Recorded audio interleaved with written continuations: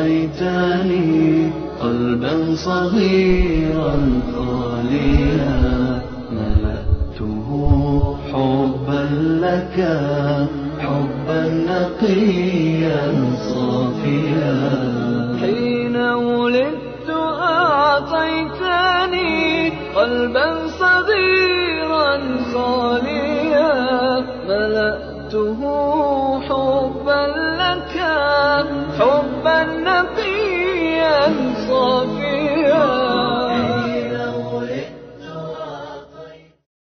بعضی از خواهران ما متاسفانه حجاب میپوشن، میگیم ای کاش اون حجاب رو نمیپوشیدن، همونطور بی حجاب میبودن، اما اون حجابی رو که به اسم حجاب میپوشن، به اسم حجاب ترکی معروف است که تنگ، سینه، کمر، باسن همه جا پیداست، به بدن چسبیده، روسری هم با اشکال و الوان مختلف زینت شده، چند تاری از مو هم از زیر روسری اومده بیرون، 7 قلم هم آرایش کردن. بعد خواهر محجبه ما هستند. الله سبحانه و تعالی به رسول الله صلی الله علیه و سلم وحی میکنه و ما ینطق عن الهوى ان هو الا وحی یوحى. رسول الله صلی الله علیه و سلم میفرمایند که صنفان من اهل النار لم ارهما، اینها رو ندیدم من. 2 گروه از اهل آتش هستند که در شب معراج پیامبر صلی الله علیه و آله اونها رو رفتن در جهنم دیدند، اما در دنیا در اون موقع نبودن. در زمان مشرکین در اون زمان 2 حالت بود، یا حجاب داشتن یا اصلا حجاب نداشتن، همینطور لخت بودن. اما گروهی نبودن که حجاب داشته باشن و از بی حجابا بدتر باشن. صنفان من اهل النار لم ارهما، 2 گروه از اهل دوزخ هستن که من امروز نمیبینم اینا رو. یعنی چی؟ یعنی در آینده میان. قوم معهم سیات کاذناب البقر یضربون بها الناس، مردمانی که شلاقایی دارن مثل دم گاو که مردم رو میزنن. در زمان طالبان دیدیم در افغانستان هر کدومش شلاق دستش بود، زن و بچه مردم رو میزدن. برو نماز بخون، برو حجاب بکن، برو فلان بکن. اینو دین نگفته. میخوان ناراحت بشن، میخوان خوشحال بشن. اینو اسلام نگفته بود که شما مردم رو با شلاق در کوچه و خیابان بزنید. اینو طالبان میکردن، دیدیم اینو. پیامبر صلی الله علیه و سلم 1400 سال قبل در مورد همینا این پیشگویی رو کرده بود که در دستشون شلاق‌هایی است مانند دم گاو مردم رو میزنن. دیدیم که زدن در افغانستان، در کوچه و بازار مردم شاهد هستن. و نساء، زنهایی که کاسیات عاریات، سبحان الله، پوشیده های لخت.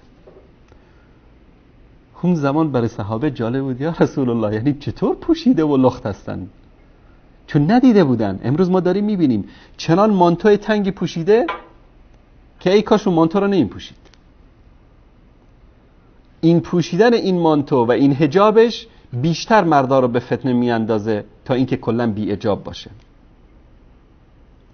زنهای پوشیده عریان، سبحان الله، یا رسول الله چطور پوشیده عریان؟ یا لباسهای نازک میپوشن که همه بدنشون رو پیداست، یا لباسهای تنگ میپوشن که چنان به بدنشون چسبیده که در حقیقت انگار چیزی نپوشیده. همه برآمدگی های جسمش رو جداگانه داره نشون میده. آخر شاریان سعید رو دیدید که در کنسرت پاریس و 4 تا لوتی احمق در تلویزیون آریانیا و غیره مثل دکتر فرید یونس و غیره اینا فتوا دادن که ولی این اشکالی نداره.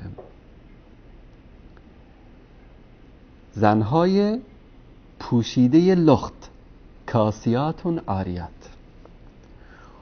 ممیلات مائلات. مائلات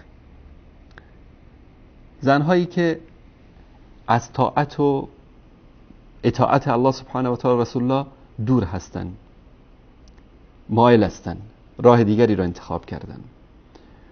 ممیلات که با آرایش و زینت مردم رو به خودشون جذب میکنن. این آنچه که زن در خودش به اصطلاح در سر و صورت خودش و در درون خودش ایجاد کرده که ام مائلات شده ام ممیلات شده. معنی دیگرش در گشتار و رفتارشون. اگر شما متوجه شده باشید زنهایی که متبرج هستن و خاصا این گونه حجاب ها رو میپوشن، یا زنهایی که اصلا حجاب ندارن، طوری قدم بر میدارن که خودشون رو مائل میکنن به چپ و راست. این تفسیر ظاهریشون هست و تفسیر درونیشون این که از راه و روش الله سبحانه و تعالی مائل هستن، دور هستن. در ادامه حدیث رسول الله صلی الله علیه و سلم میفرماید رؤوسهن کاسنمة البخت المائله، سرهایشان مانند کوهان شتر است.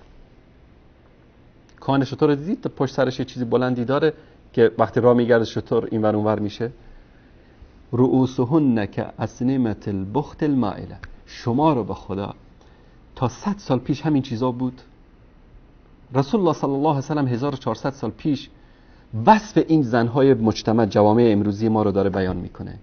سرهایشون مانند کاهانشون، نمیکنن امروز موهاشون رو جمع میکنن به اشکال مختلف پشت سرشون، رو سرین هم که سرش میپوشه مانند کاهان شتر پشت سرش معلوم هست.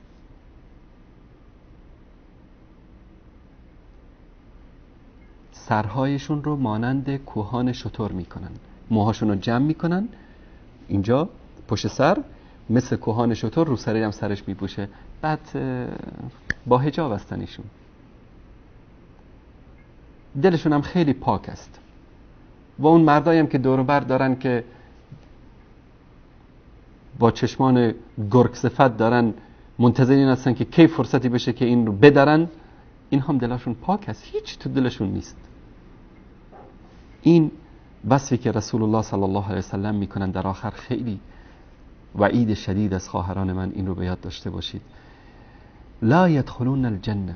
این زنها، زنایی که کاسیاتون آریات هستن، مائلاتون ممیلات هستن، رؤوس اون که اسنمة البخت است، زنهایی که پوشش دارن اما لخت هستن، از دین خدا به دور هستن، با رفتارشون چنان با میلان میگردن، قدم میزنن که مردان رو جذب خودشون میکنن، با موهاشون هم پشت سرشون جمع میکنن در زیر حجاب. لا يدخلون الجنه. هرگز به جنت وارد نمیشن. ولا یجدن ریحها. زناکار، شرابخور، دزد، هر مشکلی که انسان داشته باشه در دنیا، بوی جنت به این رسیدن بوی جنت یک کمی تخفیف از اون عذابی است که در جهنم انسان میکشه. تنها موردی که بوی جنت هم به دماغش نمیرسه زنهایی هستن که این صفت رو داشته باشن. ولا یجدن ریحها و این ریحها لیوجد من مسیرة کذا و کذا. بوی جنت از راههای دور و دراز به مشام اهل دوزخ میرسه، اما به مشام اینها حتی بوی جنت هم نمیرسه، داخل شدنش که هیچ. اینها معجزاتی است که رسول الله صلی الله علیه و سلم بیان میکنه. حين ولدت أعطيتني قلبا صغيرا خاليا ملأته حبا لك حبا نقيا صافيا